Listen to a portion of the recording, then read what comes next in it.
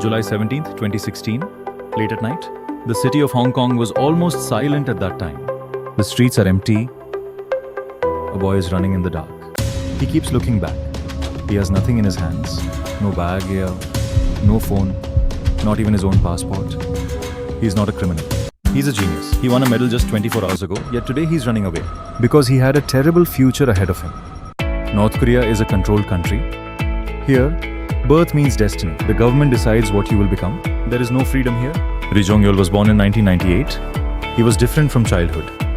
At the age of 7, he was doing difficult math. His teachers were amazed. His father taught him every day. He gradually became a genius. At the age of 15, he became a champion. At the age of 16, he joined the international team. He won one medal after another. But this success became his danger. The government is keeping an eye on him. A secret unit wants him. If he enters this unit, his life is over. Being separated from his family, working all day, no freedom. He realizes that this is prison, so he decides to escape. 2016, Hong Kong, last chance, 2 a.m., he leaves. He only had $200. He got into a taxi. His destination was the consulate. He knocks on the door. A few seconds, then the door opens. In that moment, his life changes.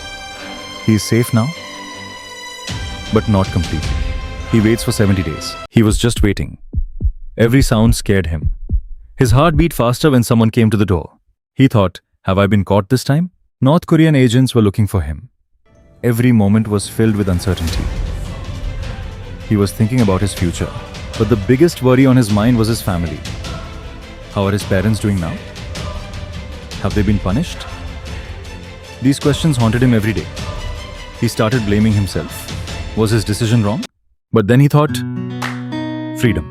He risked everything for this freedom. One day he was informed that the process was underway, but the danger was not yet completely over.